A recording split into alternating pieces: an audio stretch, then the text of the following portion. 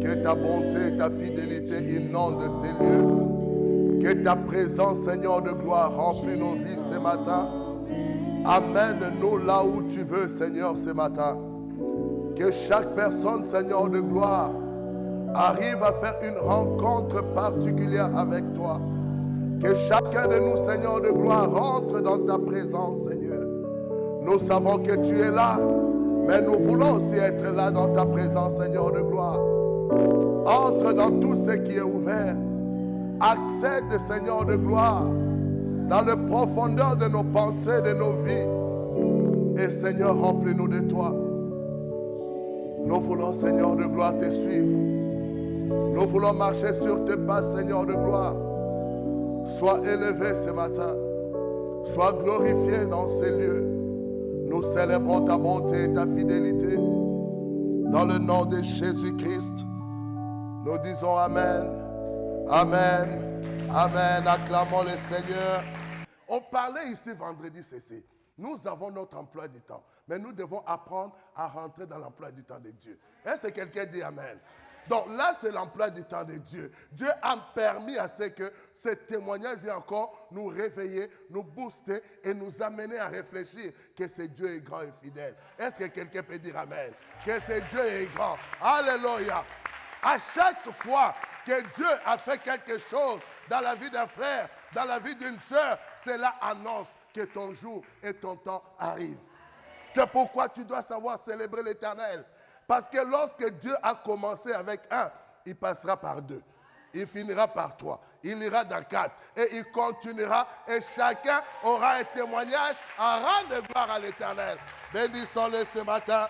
Bénissons le roi des rois. Le Seigneur des seigneurs. Alléluia. Sans plus tarder, je nous invite à prendre nos Bibles dans le livre de Genèse 8, le verset 20 à 21. Que le Seigneur soit béni. Nous rendons grâce à Dieu pour cette grâce que nous trouvons de nous retrouver ensemble dans sa présence aujourd'hui. Et nous voulons dire merci à notre Père, l'apôtre Victor. Jésus a dit ceci à Marie quand il est ressuscité. Il dit à Marie, va dire à mes frères, je suis monté vers mon Père et votre Père, mon Dieu et votre Dieu. Qui a dit Amen? Donc moi, je rends grâce à mon Père, l'apôtre Victor Chamba, et à votre Père. Est-ce que quelqu'un peut dire Amen? Alors bénissons l'Éternel, parce que vous savez, avoir un Père, c'est quelque chose de si merveilleux. Est-ce que quelqu'un comprend ça? Bien aimé, vous savez, dans le monde francophone, nous négligeons le Père. Mais Dieu me fait grâce d'aller souvent dans le monde anglophone. Tu ne peux pas prêcher dans l'église d'une personne s'il ne connaît pas ton Père. Les anglophones ne te donnent pas son micro s'ils ne voient pas de quelle lignée tu es sorti. C'est-à-dire qu'avant qu'on t'invite, on doit savoir c'est qui ton Père spirituel. Et là, on dit que non, ça, on peut lui faire confiance. Mais quand on ne sait pas d'où tu viens, on ne te donne pas le micro. Dans le monde francophone, excusez-moi, on s'en fout peut-être, oui, mais dans le monde anglophone, non, bien aimé. J'ai ce privilège par la grâce du Seigneur d'aller dans le monde anglophone pour prêcher. On ne te donne pas le micro si on ne connaît pas ton Père. Tu peux avoir l'onction qui brûle les maisons. Si on ne connaît pas ton Père, de qui es-tu le fils? C'est qui ton Père? J'aime dire ceci. Tu peux avoir un pasteur, tu peux avoir un apôtre, tu peux avoir un prophète, tu peux avoir un docteur, tout ce que tu veux. Il va t'instruire, il va t'enseigner. Mais un père a quelque chose à te donner. Est-ce que quelqu'un peut me suivre? Un père a quelque chose à te donner. Parce qu'il est père, il a quelque chose à te donner. Un jour, il va te donner quelque chose qui va t'amener à devenir.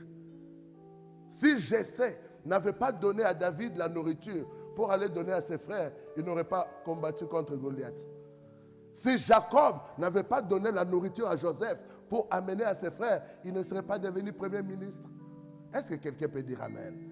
La Bible dit, après que David a combattu, a battu Goliath, je suis étonné que Isaïe n'a pas cherché à savoir quel est le dojo où David s'entraînait. Il dit, de qui es-tu le fils? Allez vous renseigner, c'est qui son père? C'est qui son père? Est-ce que quelqu'un peut bénir le Seigneur? Quand nous avons des pères spirituels, que quelqu'un donne des acclamations avec des cris de joie. Alléluia. Cela te construit et t'amène quelque part. Cela te construit et te bâtit au niveau suivant. Est-ce que quelqu'un peut dire Amen? Il faut savoir le reconnaître et il faut être fier d'avoir un Père. Est-ce que quelqu'un comprend?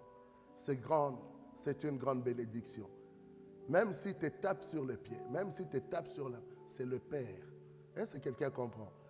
Une chose est sûre, c'est que tu arriveras quelque part que personne d'autre ne pouvait t'amener. Que quelqu'un donne gloire ce matin. Alléluia. Nous sommes dans le livre de Genèse 8, le verset 20 à 21. Si nous avons trouvé, nous allons nous lever pour lire la parole du Seigneur. Nous sommes dans l'année de la seconde gloire. Nous sommes dans le mois de la récompense divine. Amen. Et le livre de Genèse 8, le verset 20 à 21, ensemble, si nous pouvons lire à 3, 1, 2, 3. Noé bâtit un autel à l'Éternel. Il prit de toutes les bêtes pures et de tous les oiseaux purs et il offrit des holocaustes sur l'autel. L'Éternel sentit une odeur agréable et l'Éternel dit en son cœur, je ne maudirai plus la terre à cause de l'homme, parce que les pensées du cœur de l'homme sont mauvaises de sa jeunesse, et je ne frapperai plus tout ce qui est vivant comme je l'ai fait. Amen. Amen. Je nous invite à prendre encore nos Bibles dans le livre de Genèse toujours, Genèse 28. Nous allons lire le verset 18 à 22.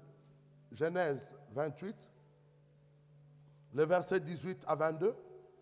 La Bible dit, et Jacob se leva de bon matin, il prit la pierre dont il avait fait son chevet, il la dressa pour monument et il versa de l'huile sur son sommet. Il donna à ce lieu le nom de Bethel, mais la ville s'appelait auparavant Luz.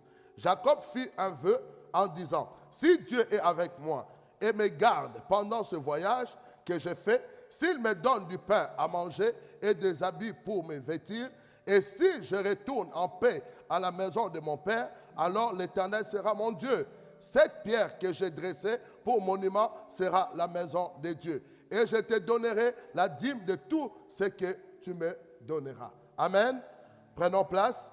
Je vous salue dans le précieux nom de notre Seigneur Jésus-Christ. Nous sommes dans l'année de la seconde gloire et dans le mois de la récompense divine. Et je tirais par rapport à ce thème et dans cette fin d'année, de nous parler ce matin, ce que Dieu a mis dans mon cœur, bâtir à l'honneur de l'Éternel. Alléluia. Bâtir à l'honneur de l'Éternel. Vous savez, bien-aimés, il y a des choses dans la vie que nous faisons parce que l'Éternel nous a demandé de faire. Il y a des choses parce que nous avons reçu une parole et en fonction de cette parole, nous allons faire des choses qui seront agréables à l'égard aux yeux de l'Éternel. Mais il y a des choses également que nous devons savoir que Dieu attend de nous, que nous puissions manifester cela à l'honneur de l'Éternel. Nous devons savoir que l'Éternel, nous devons l'honorer tous les jours dans notre vie. Dans ce que nous faisons, dans ce que nous accomplissons, que chaque chose puisse servir à l'honneur de l'Éternel. Il y a des choses dans la vie que nous regardons en nous. Nous voulons nous réjouir de ce que Dieu fait. Nous voulons nous réjouir de tout ce que Dieu a accompli dans notre vie. C'est vraiment une très belle chose. De se réjouir de la main de Dieu dans notre vie. De se réjouir de la grandeur de Dieu dans notre vie. Mais il y a une question que j'aimerais poser à chacun de nous. L'Éternel, lui, se réjouit de quoi? Pendant que nous parlons de la récompense, nous avons vu que la récompense, c'est celui qui a fait quelque chose et qu'on vient lui récompenser par rapport à son travail ou par rapport à ce qu'il a accompli. Parce que lorsque l'Éternel doit nous récompenser, il doit nous récompenser en fonction de quoi? En fonction de ce que nous avons fait à son honneur. Comment nous avons pu l'honorer et en ce moment-là, l'Éternel est glorifié. On ne peut pas attendre la récompense de l'Éternel si de notre côté, on n'a rien fait et que lui, il a tout fait. Est-ce que quelqu'un est avec moi? Parce que souvent, nous disons, nous rendons grâce à Dieu pour ce que Dieu a fait. Mais maintenant, Dieu lui-même, quand il regarde, il s'attend aussi à voir de nous qu'est-ce que nous sommes capables de faire. Quand nous regardons dans cette histoire de Genèse 8, À un moment, Dieu est venu voir Noé. Il dit à Noé, tu dois construire l'arche. Et tu prendras tes fils, tu prendras des animaux qui sont sur la terre et vous rentrerez tous dans l'arche. Là, c'est l'Éternel qui est venu demander à Noé de bâtir l'arche. Et Noé a bâti l'arche. Il a pris ses enfants, il a pris sa famille, il a pris des animaux. Deux par deux, ils sont tous rentrés dans l'arche. Après qu'il y a eu le déluge, après que ce moment est passé, la Bible dit un jour, Noé se retrouve avec l'arche et sa famille au sommet de la montagne. Et là, Noé et sa famille, après que l'Éternel les a dit de sortir de l'arche, ils sont sortis de l'arche. Et qu'est-ce qui se passe? La première des choses que la Bible nous dit ici, à la sortie de Noé, Noé bâtit l'autel à l'Éternel. Ce n'est pas l'Éternel qui a demandé à Noé. Ce n'est pas l'Éternel qui a dit à Noé, bâtis-moi un autel. Non, Noé est sorti de l'arche. Et Noé s'est rendu compte que si je dois faire quelque chose dans ma vie, je dois d'abord le faire pour l'Éternel. Avant de regarder en moi, avant de regarder ce qui est lié à ma vie, avant que je puisse me réjouir de toutes les promesses que Dieu a données dans la Bible, que j'ai reçues par prophétie, par imposition de main, avant toutes ces choses, qu'est-ce que moi j'ai bâti à l'honneur de l'Éternel? Noé est sorti dans un milieu hostile. Tout le monde est mort. Il n'y a plus de maison, il n'y a plus d'école, il n'y a plus d'hôpitaux, il n'y a plus rien. Mais la première des choses que Noé veut faire, il veut d'abord honorer l'Éternel. Il veut d'abord dire merci à l'Éternel. Il veut d'abord reconnaître que la suite des choses va dépendre de quelle relation je vais traiter à partir d'aujourd'hui avec l'Éternel. Si aujourd'hui, il n'y a plus personne sur la terre, c'est parce que notre relation avec lui n'était plus juste. Parce que notre relation avec lui n'était plus droite. Mais maintenant que moi et ma famille, nous sortons de cette situation, qu'est-ce que je dois d'abord faire? Je dois d'abord honorer l'Éternel. Nous avons des promesses dans la Bible. Nous recevons des promesses de plusieurs manières. Oui, bien-aimés, ça, ce sont des choses que Dieu a promis ou Dieu fait pour nous. Mais qu'est-ce que toi tu fais pour Dieu? Il y a des gens dans la Bible, j'ai médité dans la Bible et j'ai vu la plupart de ceux que nous parlons dans la Bible, ce sont des gens qui ont bâti à l'honneur de l'Éternel sans que l'Éternel leur demande quelque chose. J'ai regardé par exemple sur la dîme. Jusque-là, je me disais, je dis, attends, avant que Dieu puisse instruire la dîme dans Lévitique, j'ai regardé qui sont les premières personnes qui ont parlé de la dîme ou qui ont manifesté la dîme. J'ai vu Abel.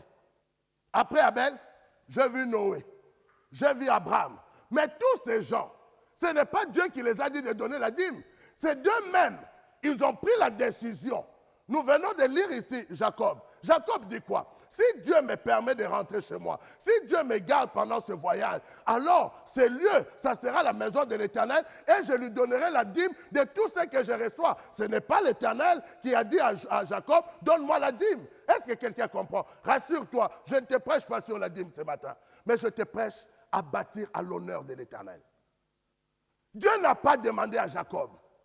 Jacob s'est réveillé. Jacob a vu un lieu redoutable. Jacob a vu un lieu extraordinaire. Jacob a vu un lieu de gloire. Et Jacob bâtit quelque chose à l'honneur de l'Éternel.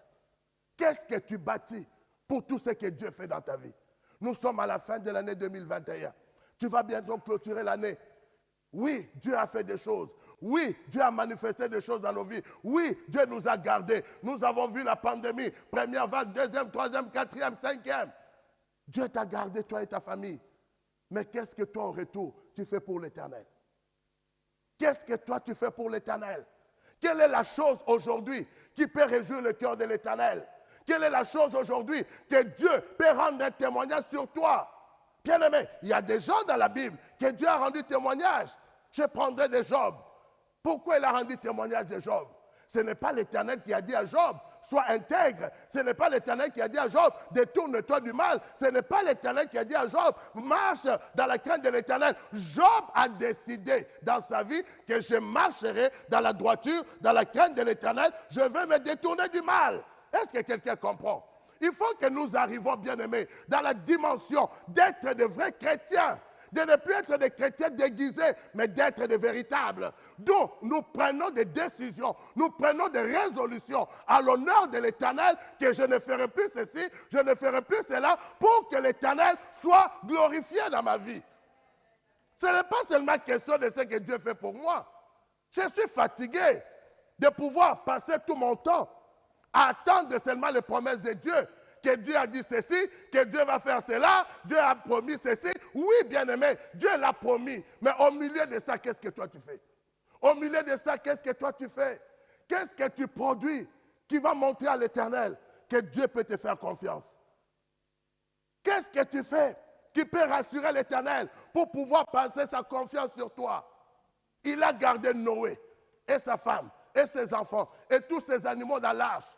Il les a préparés, il les a taillés. Mais lorsque Noé sort, Noé commence d'abord par honorer l'Éternel. Il dit, je dois d'abord l'honorer.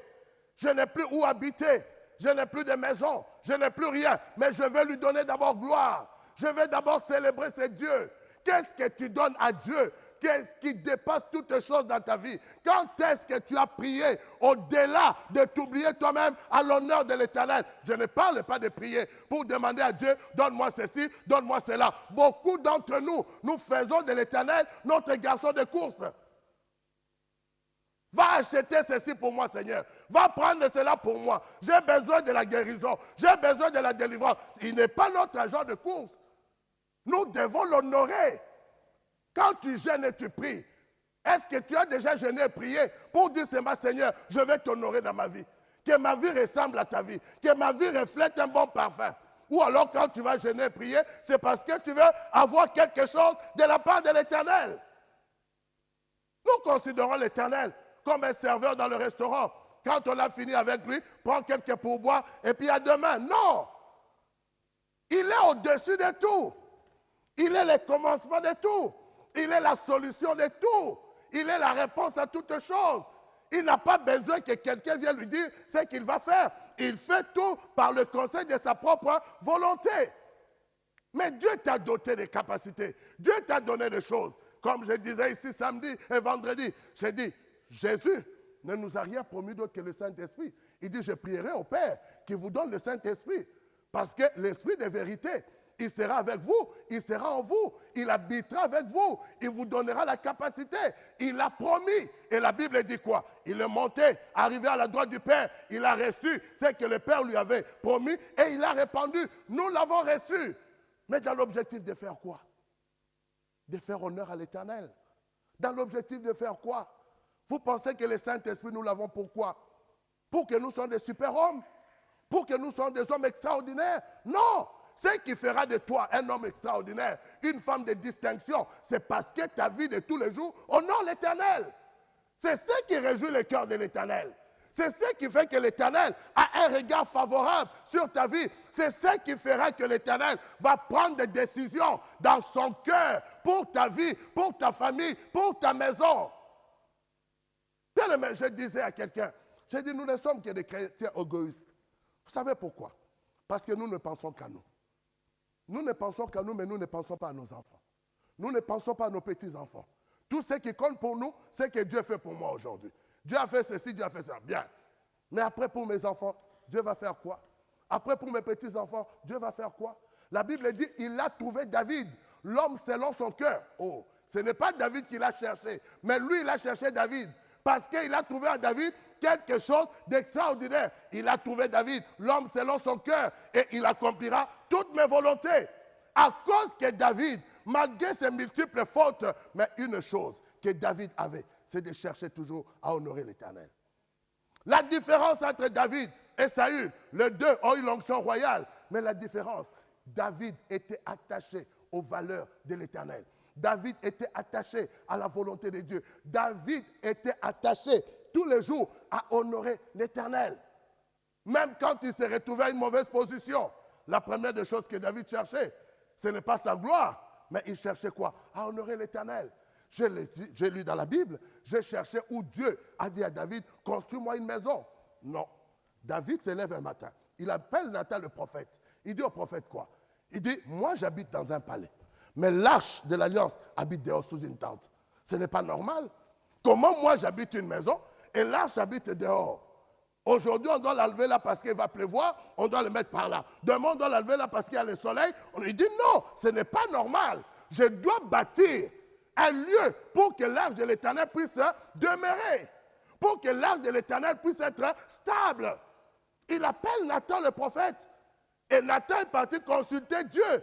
Et Dieu s'est réjoui de cette décision de David. Dieu s'est mis dans la joie de ce que David a décidé de bâtir quelque chose à l'honneur de l'Éternel.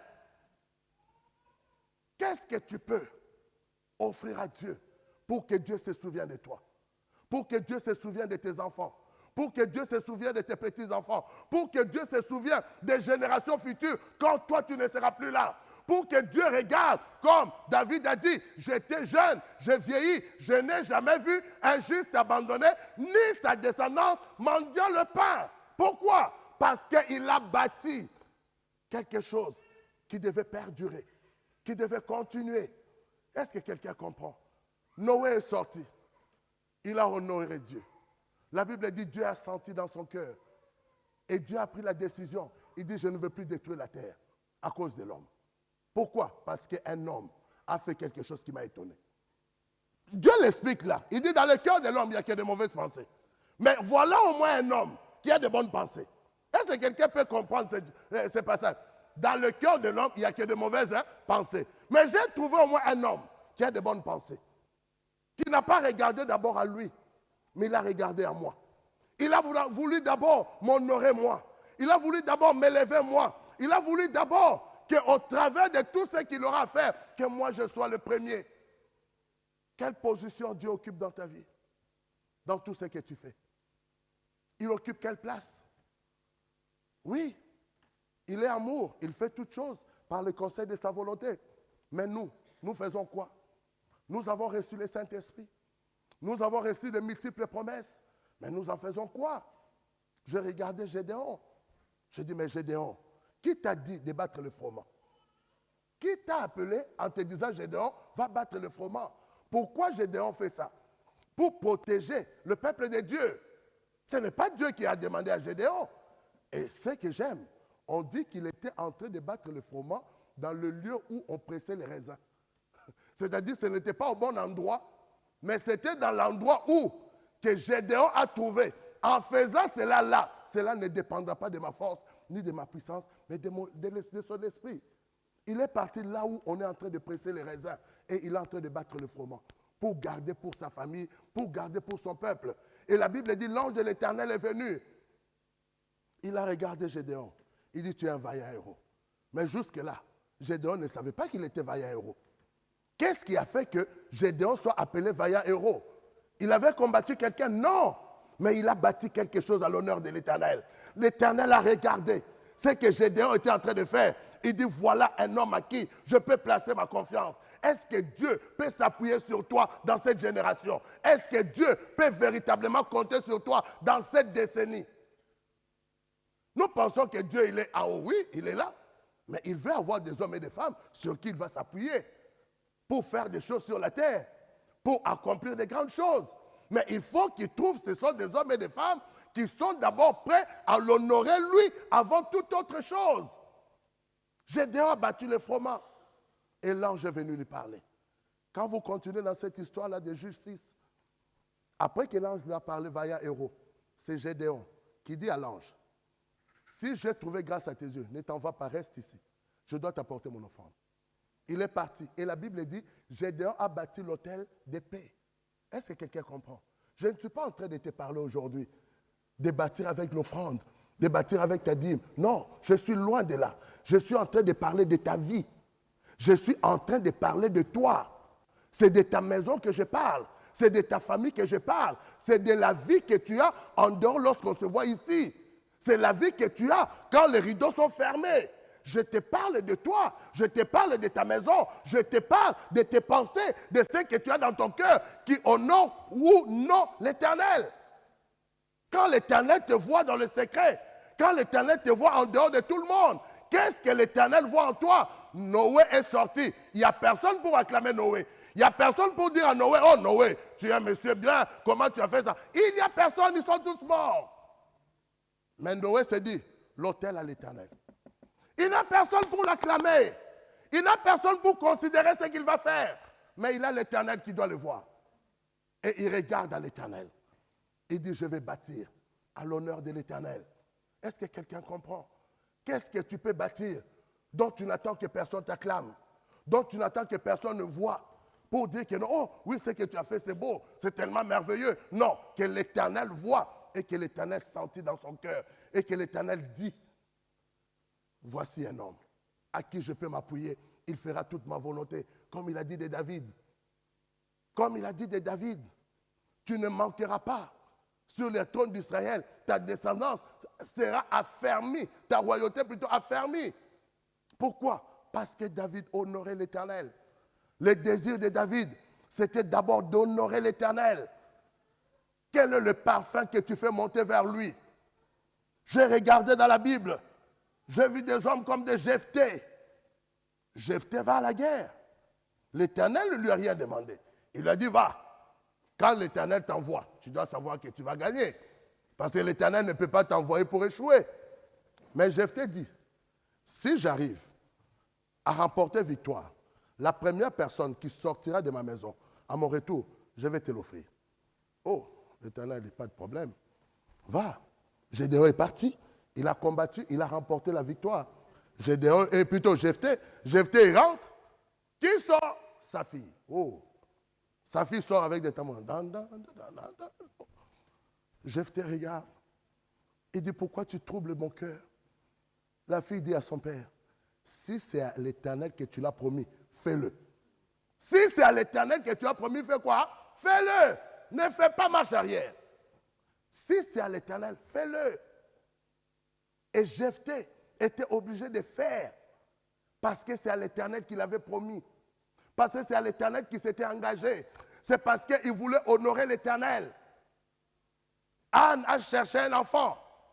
Mais Anne a fait un deal avec l'Éternel. Il dit, si tu me donnais cet enfant mâle, ce n'est pas l'Éternel qui a dit à Anne. Anne a dit à l'Éternel, si tu me donnais cet enfant mâle, je te l'offrirai. Je le laisserai dans ta maison. Il te servira tous les jours de sa vie. Et quand Anne a eu Samuel, Anne est partie avec Samuel dans la maison de l'Éternel. Elle est venue à côté d'Élie. Il dit à Élie, c'est l'enfant pour qui j'ai prié. Quand tu me voyais ici pleurer, c'était pour cet enfant. Maintenant, je viens où? Le consacrer à l'Éternel. Je viens le déposer dans la maison de l'Éternel pour qu'il reste ici et qu'il sert l'Éternel tous les jours.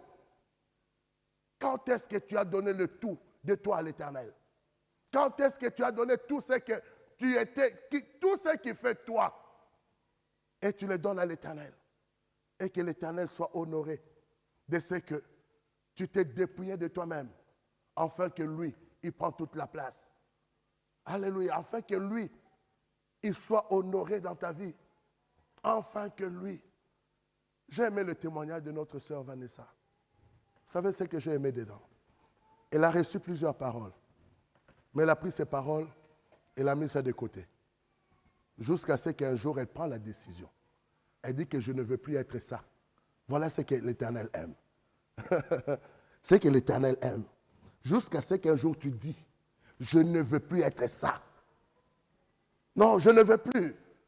Je ne veux plus être la personne que j'étais hier. Non, bien aimé, je ne veux plus.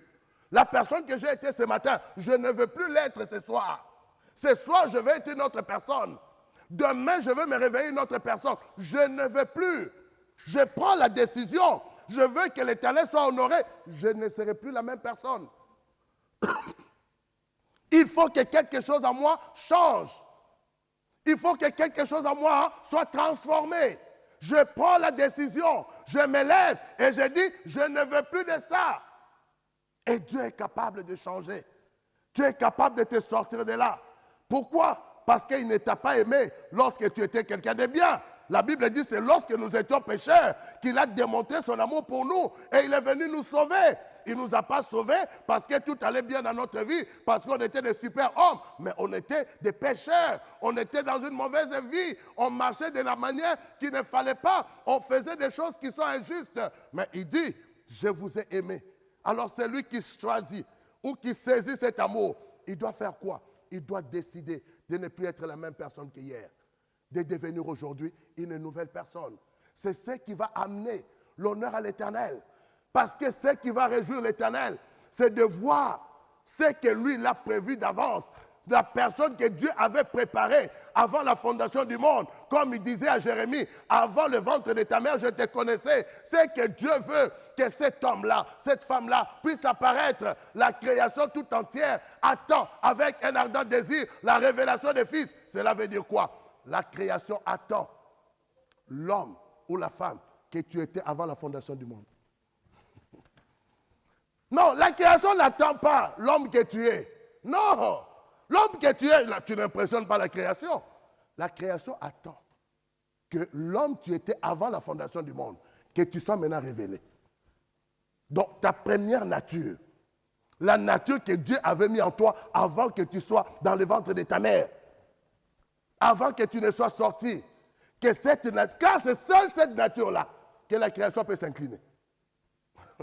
Bien aimé, la création ne peut pas s'incliner sur une autre créature. Nous sommes tous des créatures.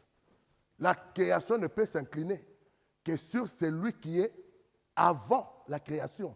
C'est pourquoi ils se sont inclinés devant le Christ. Parce que le Christ n'a pas été créé. Il était hors du temps. Parce que lorsqu'on parle de l'Éternel c'est hors du temps. L'Éternel c'est en dehors de l'espace. L'Éternel, il n'est pas dans l'espace, il n'est pas dans le temps, il est hors du temps. La seule fois qu'il est venu dans le temps, il est venu par Jésus, qu'il est rentré dans le temps. Et quand Jésus s'en allait, il dit avantageux pour vous, car maintenant l'Esprit viendra en vous pour que lui aussi soit dans le temps, qu'il vit le temps.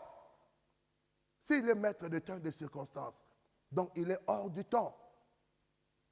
Ta vraie nature, ce n'est pas ce que tu es aujourd'hui. Ta vraie nature, c'est ce que tu as été avant la fondation du monde, avant que tu sois dans le sein de ta mère, avant que tu rentres dans le temps. Et c'est cette nature-là que la création tout entière attend avec un ardent désir. Que tu sois révélé, que tu sois manifesté, qu'on voit en toi de bonnes œuvres de l'Éternel, qu'on voit en toi la nature véritable de l'Éternel. Qu'est-ce que tu peux bâtir pour que l'Éternel soit réjoui? Pour que l'Éternel dise à son cœur, la semaille et la moisson ne passeront pas. Il ne l'a pas dit à quelqu'un, la Bible dit, il a dit à son cœur. À cause de quoi? À cause de ce que Noé a fait. Vous savez, j'ai fait l'étude sur ça. Et j'ai regardé. J'ai dit, à cause de que Noé s'est enivré, qu'est-ce qui va se passer? Noé va maudire Canaan par rapport à la faute de son fils qui ne pouvait pas maudire Cham. Pourquoi? Parce que Dieu l'avait béni. Parce que la Bible dit, Dieu bénit Noé et ses fils. Donc, Cham s'est moqué de Noé. Donc, Noé ne peut plus le maudire parce qu'il est déjà béni. Mais il y a un problème. Les enfants de Cham n'étaient pas bénis. Donc, Noé a fait sauter la malédiction et il a touché Canaan en le maudissant. Regardez à cause de l'œuvre de Noé. Qu'est-ce que l'Éternel va faire? Canaan est maudit. Il n'y a pas de problème. Mais pour réparer Canaan, qu'est-ce que Dieu fait? Il prend la descendance de Sem. Abraham, il envoie à Canaan. Il prend la descendance de Sem, Abraham, il envoie à Canaan. Écoutez maintenant ce qu'il dit à Abraham. Ceux qui te béniront seront bénis. Ceux qui te maudiront seront maudits. Vous savez, ça veut dire quoi? Il dit à Abraham, quand tu arriveras à Canaan, chaque Cananéen qui va te bénir, il sortira de la malédiction. Mais chaque Cananéen qui va te maudire, il restera dans la malédiction. Donc je donne la solution à Canaan, mais à eux de saisir. C'est ce que Jésus est venu faire. Il est venu proposer la grâce. Mais toi, tu penses que si tu ne la saisis pas, la grâce peut quoi pour toi? Rien. Est-ce que quelqu'un comprend? La Bible dit qu'il a disposé favorablement pour nous le royaume. Il l'a disposé. Mais c'est à toi et moi de faire quoi? De les saisir. Si je ne les saisis pas, ça passe à côté. Il dit, va à Canaan. Chaque Cananéen qui va te bénir sera béni. Il sortira de la malédiction. Mais tous ceux qui te maudiront, donc, ils ont résolu à rester dans quoi? Dans la malédiction. Mais moi, je donne une porte de sortie. Pourquoi? À cause de ce que Noé avait fait. Je me souviens de Noé. Bien-aimé, Dieu doit se souvenir de tes enfants. Dieu doit se souvenir de tes petits-enfants. Ne sois pas un chrétien incroyant pour toi-même. Non! Tu dois être prêt à louer Dieu pour ce que Dieu ne fera pas pour toi. Mais tu vas le louer parce qu'il le fera dans la vie de tes enfants. Parce qu'il le fera dans la vie de tes petits-enfants. La guérison que tu veux, même si tu ne l'as pas, mais loue l'Éternel. Dis que Seigneur, mes enfants ne tomberont jamais malades. Même si moi, je m'en vais en étant malade. Est-ce que quelqu'un comprend? Tu dois être prêt à louer Dieu pour ce que Dieu ne t'a pas donné. Pour la prière que Dieu n'a pas répondue. Pour la solution que tu n'as pas eue. Pour la réponse que tu n'as pas reçue. Mais tu loues l'Éternel. Nous louons l'Éternel quand nous avons la solution. Mais est-ce que tu peux le louer même quand Dieu n'a pas répondu? Mais tu loues l'Éternel. Même quand Dieu n'a pas donné la réponse, mais tu loues l'Éternel. Même quand Dieu n'a pas donné la solution, mais tu loues l'Éternel. Quand il est en train de présenter à l'Éternel cette offrande, mais il n'y a plus rien. Mais Noé s'est dit une chose. Moi et ma famille aussi, on pouvait y passer. Mais Dieu nous a gardés. Qu'est-ce que j'ai qui mérite au-delà de ce qu'il a fait? Même si aujourd'hui je reste une personne seule sur la terre juste avec ma famille, mais je sais que la génération viendra. Dieu ne détruira plus par le déluge. À cause de cet acte, Dieu a dit je ne détruirai plus. De la même manière, je ne ferai plus ça. À cause de ce que Noé a fait.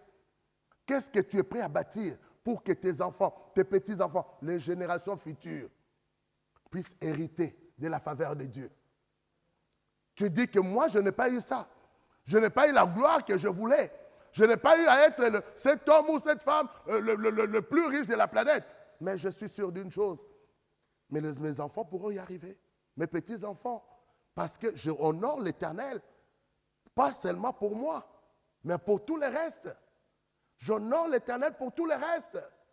Après moi, qu'est-ce qui va se passer? Après moi, qu'est-ce qui va arriver? J'honore l'Éternel pour ça. Ne sois pas un chrétien d'aujourd'hui. D'ailleurs, Paul le dit. Il dit, si vous êtes les chrétiens, vous avez Jésus-Christ pour ces temps-ci, vous êtes les plus malheureux. Car il y a encore d'autres choses après ça.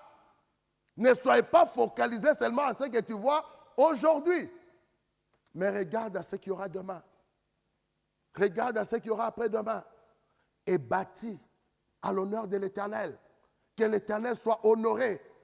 Que l'Éternel sent dans son cœur que non, il y a un homme, une femme ici à qui je peux placer ma confiance. Il dit David, il accomplira toute ma volonté. Je peux lui faire confiance. Je peux faire confiance à David. Je peux faire confiance à Gédéon. Je peux faire confiance à Jephthé. Je peux faire confiance. J'aime Esther. Elle n'a pas gêné pour elle, mais elle a gêné pour le peuple de Dieu. Ce n'était pas pour elle. Esther a dit quoi?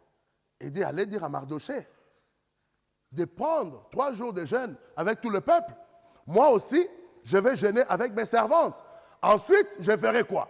J'irai voir le roi. Si je dois mourir, je mourrai. Si le roi me préserve la vie, je vivrai. Alors, il va voir le roi. Le cœur du roi est penché vers Esther. Il demande à Esther, qu'est-ce que tu veux? Esther dit, c'est que je veux. Viens à la maison. Viens manger. Viens souper à la maison. Le roi est venu.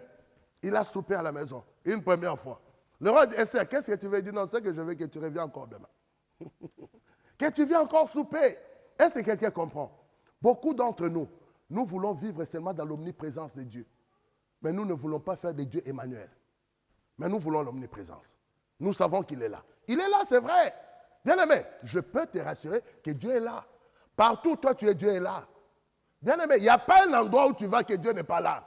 Excuse-moi de te choquer. Pendant que tu prenais ta douche ce matin, Dieu était là. Tu savais? Oui, il était là. Il est présent. La Bible dit même dans les ténèbres deviennent lumière. Même dans le séjour de mort, te voilà. Il était là. Là n'est pas le problème. Mais Esther a dit quoi? Pour que j'ai la solution, tu dois venir à la maison. Donc que tu sois Emmanuel, que tu habites au milieu de nous. Je ne veux pas seulement l'omniprésence, mais je veux ta présence dans ma vie. Je veux ta présence dans ma maison. Je veux ta présence dans ma famille. Viens souper. Le roi est venu souper une première fois. Le roi a dit, bon, qu'est-ce que tu veux dire? Non, viens encore souper. Donc, j'aime ta présence. Ça me fait du bien. J'aime ta présence, ça me fait du bien. Je ne veux pas seulement vivre dans l'omniprésence, mais je veux vivre dans cette gloire que tu es Emmanuel. Tu es là. Tu es au-dedans de moi. Tu es avec moi. tu es dans ma maison, tu es dans ma famille, tu es là. Je veux vivre ça. Le roi est revenu encore pour souper encore dans la maison d'Esther. Mais tout ce qu'Esther cherchait quoi? Il cherchait le salut de son peuple. Il cherchait la solution pour les autres. Ce n'était même pas pour elle. Si c'était pour elle, dès qu'elle était arrivée chez le roi, elle allait demander ce qu'elle voulait. Mais ce qu'elle voulait, c'était plus que le roi soit au milieu d'eux. Tu dois désirer que Dieu soit présent dans ta vie. De ne pas vivre dans l'omniprésence. Bien aimé, de ne pas vivre dans l'omniprésence. De ne pas vivre avec Dieu par les émotions. Bien aimé, il faut que nous sortons de vivre avec Dieu dans les émotions. Ah oui, aujourd'hui c'était bien. Non, ça ce sont les émotions. Nous voulons sa présence au-dedans de nous. Quand tu sortiras ici, tu rentres chez toi à la maison, tu rentres avec cette présence-là. Quand tu iras dans ton travail, tu y vas avec ça. Durant toute la semaine, que tu aies quelque chose à dire aux gens de la bonté, des merveilles de l'Éternel dans ta vie, que tu peux raconter pendant toute une semaine à tes collègues, à tes voisins, comment l'Éternel est bon. Comment tu sens sa présence dans ta maison. Comment tu le vis quand tu es dans ta voiture. Tu peux éclater dans la louange alors qu'il n'y a personne pour chanter avec toi. Tu peux chanter, louer dans ta maison alors qu'il n'y a personne pour jouer les instruments. Mais tu vas t'élever dans la louange et tu vas sentir une autre voix qui commence à louer avec toi. Tu vas sentir une autre présence qui commence à adorer avec toi. Il veut vivre avec toi dans cette présence-là. Ce n'est pas question de sensation de temps en temps. C'est question que ce soit en permanence, à chaque moment. Quand tu commences à prier, tu sens que tu ne pries pas seul. Tu as l'impression que ta maison est remplie avec d'autres personnes qui prient avec toi. Tu sens sa présence. Il veut que tu vives avec ça. Il veut être comme ça dans ta vie. Et il faut l'honorer. Il faut bâtir une vie qui va l'honorer. Tu dois le bâtir. Bien aimé, il faut le bâtir. Ce n'est pas quelque chose qui vient comme ça d'elle-même. Il faut le bâtir. Pour le bâtir, je tiens compte de chaque paramètre de ma vie. Je tiens compte de chaque chose dans ma vie. Je tiens compte de chaque moment de ma vie, de chaque épisode de ma vie. Je tiens compte et je regarde d'où je viens, où je suis et où je suis décidé d'aller avec lui. Où je vais aller avec lui. Il faut que nous devenions véritablement vrais dans sa présence et que lui soit présent. Jacob a dit, si je rentre en paix, si j'ai de quoi manger, bien aimé, l'année se termine. Dieu a été avec toi. Il était là. Il était là. Mais qu'est-ce que toi tu peux dire à Dieu dans cette fin d'année, à son honneur? C'est vrai, bien aimé. C'est bien, nous allons tous témoigner. À la fin de cette année, le culte d'action de grâce, comme le pasteur Bertrand le disait, on va venir pour célébrer. Tout le monde va se témoigner. Oui, Seigneur, je te loue parce que tu as fait ceci pour moi. Seigneur, je bénis parce que tu as fait cela pour moi. Seigneur, reçois la louange. Prends même mon offrande, Seigneur. Je reconnais ce que tu as fait. Après tout ça, le Seigneur est content. Il dit, mais oui, c'est moi qui l'ai fait. Et toi, tu as fait quoi? Oh, le pauvre Éternel, il est triste. Il est là assis, regarde. J'ai fait tout pour eux, mais eux, ils n'ont rien fait pour moi. 365 jours. Qu'est-ce que tu as fait? Qu'est-ce que tu vas présenter à l'Éternel d'ici le 31 décembre? De dire à l'Éternel, dans cette année 2021, l'Éternel va regarder. Voilà ce que tu as fait. Oui, il a fait pour nous, il n'y a aucun problème. Nous tous, on va témoigner qu'il a fait. Mais qu'est-ce que l'Éternel va témoigner sur toi pour l'année 2021? Il peut aussi rendre un témoignage, non? Parce qu'il y a des gens dans la Bible où l'Éternel a rendu témoignage. Maintenant, il va rendre des témoignages sur toi en fonction de quoi? Pas en fonction de ce que lui, il a fait quand même. Pas en fonction de ce que lui, il a fait. Il doit rendre des témoignages en fonction de ce que toi, tu as fait. Des décisions que tu avais prises cette année et que tu les as observées. Des choix que tu as fait cette année qui l'ont honoré. Des voies que tu as empruntées cette année à la gloire de l'Éternel. Ce sont des choses que l'Éternel aussi va regarder. Il va regarder l'année 2021, 365 jours. 365 jours. Qu'est-ce que tu as fait, madame? Qu'est-ce que tu as fait, monsieur? L'Éternel a fait, pas de problème. Mais toi, tu as fait quoi? Parce que le moment de témoignage, c'est quoi? Toi, tu rends témoignage, l'Éternel aussi rend témoignage. C'est pourquoi il les envoyait 2 par 2. Parce qu'il fallait que les témoignages soient confirmés, même Jésus. Quand il essayait de dire, oh Dieu, ton témoignage n'est pas vrai, tu parles de toi-même. Il dit, non, non, le Père aussi a rendu témoignage. Ce n'est pas ce qui est écrit. Mais oui, on a voulu contredire Jésus en lui disant, non, ton témoignage n'est pas vrai. Parce qu'il n'y a pas une deuxième personne qui confirme ton témoignage. Mais Jésus dit, non, sondez les Écritures. Vous allez voir que tout ce que je vous dis, le Père aussi l'a témoigné sur moi. Le Père aussi a témoigné sur moi. Moi, je témoigne sur le Père aussi a témoigné sur moi. Toi, tu vas témoigner sur le Père en cette fin d'année. Et qu'est-ce que le Père? Il n'y a rien. Le Père n'a rien à témoigner. Il y a eu le témoignage dans un sens, mais pas dans l'autre. Où est le problème? Alors que tu as ce qu'il faut pour que le Père aussi témoigne. Alors que le Père t'a donné ce qui permettra à que le témoignage soit confirmé.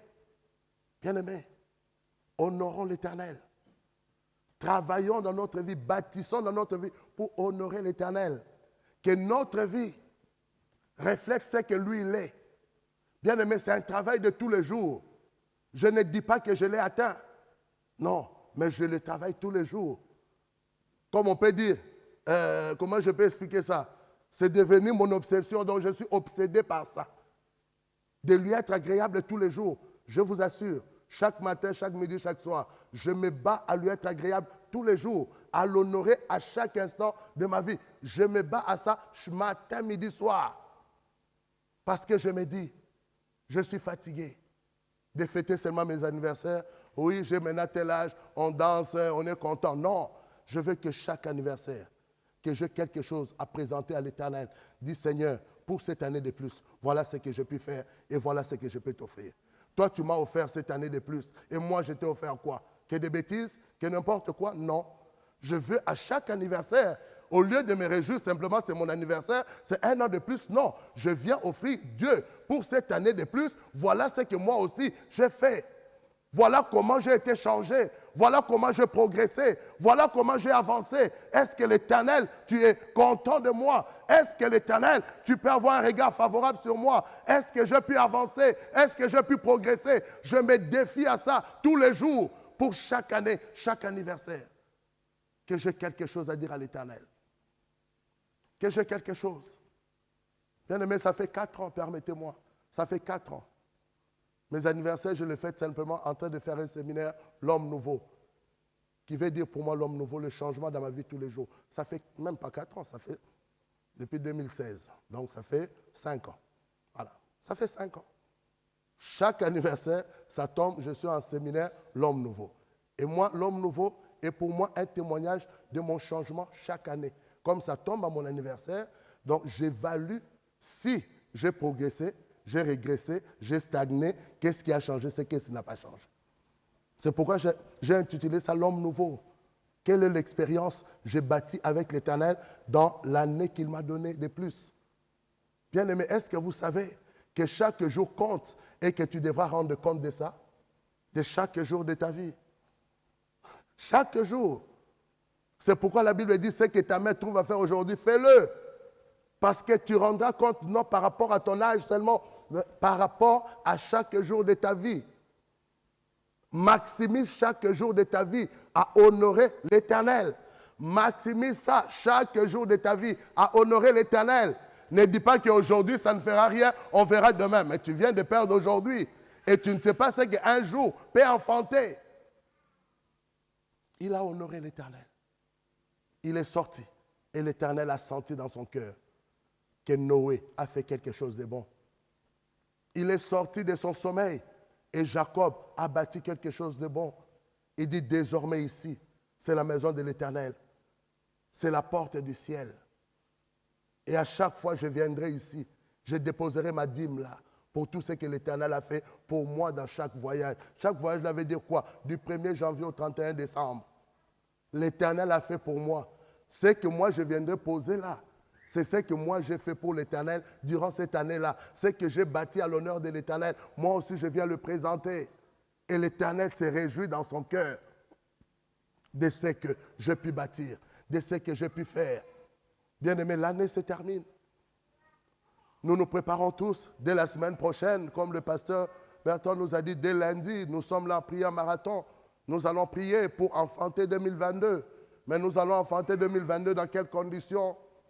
Dans la même pensée, dans le même fonctionnement, dans la même attitude, dans les mêmes attentes. Moi, je suis fatigué. Je ne sais pas pour vous. Moi, je suis fatigué. Au 1er décembre, janvier plutôt, on me souhaite bonne année, mais je me rends compte, avant d'arriver au 31, ce n'était pas une bonne année. Non, je suis fatigué. Non, peut-être vous êtes, moi je suis fatigué. On me souhaite de bonne année, mais quand je vais regarder l'année, elle n'a pas été bonne. Non, je suis fatigué. Je préfère que tu me dises rien, que je puisse expérimenter l'année pour voir jusqu'où ça va aller. Oui, quelqu'un va me dire c'est un souhait, mais bien aimé, le souhait là doit être accompagné des actions. Si tu me souhaites une bonne année et que moi je ne fais rien pour que ça soit une bonne année, qu'est-ce que Dieu peut faire? Dieu ne peut rien faire. Parce que nous pensons que quand on nous souhaite bonne année, ou même lorsque l'homme de Dieu sera là, le 31, il va nous donner des paroles prophétiques. L'apôtre va prophétiser, il va te dire, il sera là en janvier, il va prophétiser pour l'année 2022. Bien aimé, après, qu'est-ce que tu en fais? Le problème, ce n'est pas que l'apôtre prophétise. Le problème, ce n'est pas que seulement l'apôtre impose la main. Mais qu'est-ce que tu fais de la prophétie qu'on t'a donnée? La prophétie qu'on t'avait donnée en 2021, tu en as fait quoi? Janvier 2021, tu en as fait quoi? Enfin, tu en as fait quoi? C'est Dieu qui n'a pas agi ou c'est toi qui n'as pas agi avec la prophétie? Voilà. La prophétie a été libérée. Mais qu'est-ce que tu en as fait? Il y en aura d'autres qui seront libérés à la fin de cette année, au début de l'année prochaine. Mais qu'est-ce que tu vas en faire? Si tu ne bâtis pas avec ça, ça ne produira rien. Je suis désolé, ça ne produira rien. Ça sera là, ça attendra le jour que tu vas donner une place pour ça. Si tu ne donnes pas une place pour ça, ça n'habitera pas. Est-ce que quelqu'un peut comprendre? Oui. Oui. Bien aimé, laisse-moi te dire, te donner ce témoignage, j'ai fini. Janvier 2014. Oui, janvier 2014. On était en culte ici. L'apôtre a prié pour moi là. J'étais assis là où la prophétesse est assise. J'étais assis donc par là. L'apôtre a prié pour moi là. Il avait prophétisé ce jour-là. Va de l'avant. Progresse dans le ministère que Dieu t'a donné. Janvier 2014. Il y a des gens ici qui étaient là. Bien aimé, j'ai progressé dans le ministère que Dieu m'a donné. Je ne suis pas arrivé, mais j'ai progressé. La parole qui était sortie là, je l'avais saisie. Janvier 2014. Ça fait maintenant 7 ans. Ouais. 2021, donc 7 ans. Là, je l'ai toujours en moi, je l'ai toujours dans mon téléphone parce que je l'avais enregistré. Et à chaque fois, vous savez ce que je fais? Je prends toujours les prophéties, je les remets pour écouter, pour voir où est-ce que je suis arrivé, où est-ce que je ne suis pas arrivé. Oui, bien aimé. Il a prophétisé là, au mois de mars là, 2014, au mois de mars 2015. Je suis parti à Montréal et à partir de là, ça a commencé avec l'amour du Père, une église à Montréal, une église à Ottawa, une église à Martinique. Et je continue. Une église à Kinshasa, à Dar es Salaam, à Dodoma en Tanzanie. Et je continue, je ne m'arrête pas. 2022, je dis, tout arbre qui ne porte pas de fruits sera coupé. J'étais au feu. Donc, je vais travailler encore plus pour porter des fruits. Le tout, ce n'est pas ce que la parole de l'homme de Dieu donne. Qu'est-ce que tu en fais? Tu dois bâtir. Ce sont des décisions à prendre. Ce sont des résolutions à prendre. Et tu t'es dit au-dedans de toi, à partir de maintenant, sur cette parole, Pierre a dit quoi? Je jette le filet. Sur cette parole, je jette le filet. Sur cette parole, je jette le filet. Donc chaque parole que l'Éternel te donne, jette le filet. Commence à travailler sur ça. Commence à bâtir sur ça. Bâtis sur ça. Bâtis jusqu'à ce que tu vois ce que Dieu a dit, que cela arrive. Commence à bâtir. Ce n'est pas simplement, l'homme de Dieu a dit, ce n'est pas un magicien, l'apôtre, que je sache. Non. Non, parce qu'aujourd'hui, le problème que nous avons dans le monde, on prend les apôtres comme des magiciens, des sorciers. Non, l'apôtre n'est pas un sorcier ni un magicien. Il parle de la part du Seigneur, c'est à toi et moi de collaborer, de prendre la parole et de travailler dessus pour qu'il y ait des résultats. Mais si on ne fait pas ça, il n'est pas magicien, il ne vient pas, en tout cas depuis que moi je connais l'apôtre, je ne l'ai jamais vu avec des baguettes magiques. Non, je ne l'ai jamais vu avec des baguettes magiques. Je l'ai toujours vu avec la Bible, hein, et la parole. Je ne l'ai jamais vu avec des baguettes magiques. Et puis tu deviens non. Je l'ai toujours vu avec la parole. Et c'est cette parole-là qui doit faire de nous bâtis à l'honneur de l'Éternel. Prends la décision. 2021 se termine, 2022 arrive. Dis désormais, je vais donner à Dieu la première place en tout. Que j'ai, que je n'ai pas, je vais louer l'Éternel. Que j'ai, que je n'ai pas. Vous savez, quand Paul et Silas sont loués en prison, ils n'ont pas loué pour la délivrance. Vous savez ça dans Actes des Apôtres 16, à partir du verset 25. Ils n'ont pas loué pour la délivrance. Ils étaient en train de louer. Ils sont en prison. Minuit est arrivé. Ils avaient l'habitude de prier à minuit. Alors à minuit, ils ont commencé à prier comme d'habitude, à louer l'Éternel en prison. Ils ne priaient pas pour la délivrance, mais ils étaient en train de louer l'Éternel comme cela était d'habitude. Ils étaient enchaînés, mais ils louaient l'Éternel. Et pendant qu'ils louaient l'Éternel, à minuit, qu'est-ce qui s'est passé? La Bible dit, les liens furent rompus, les portes de prison ont commencé à s'ouvrir, il y a eu ébranlement sur le fondement de la prison, et ils étaient libres. Mais pour vous montrer qu'ils ne priaient pas pour la délivrance, quand on est venu leur chercher, c'est Paul qui a dit, ne crains rien, nous sommes tous là, personne n'est sorti. Donc l'objectif de Paul, ce n'était pas de louer pour sortir de la prison, mais de louer son Dieu. Même si je suis dans les chaînes, je loue. Même si je manque de quoi manger, je loue.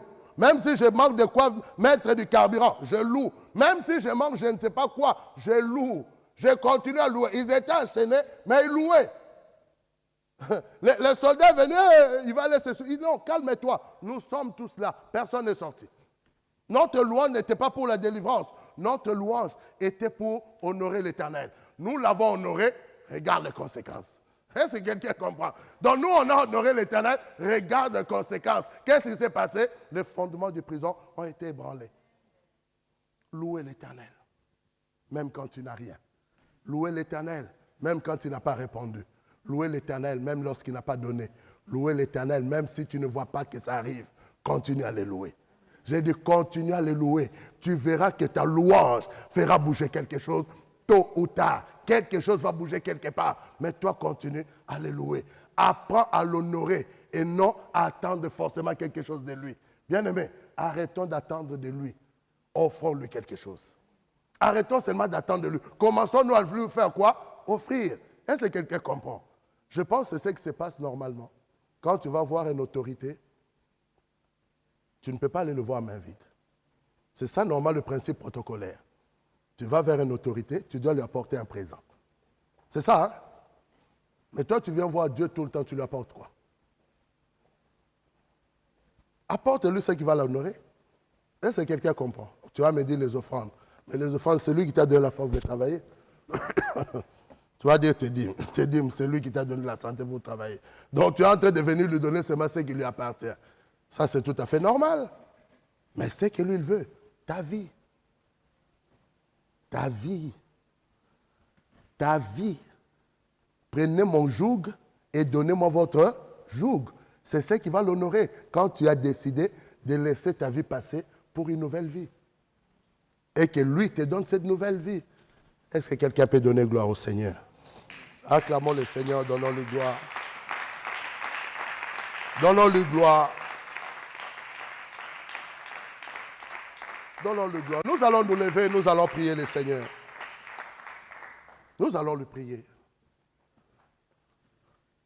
Je reconnais que tu peux tout haut et que rien n'était impossible.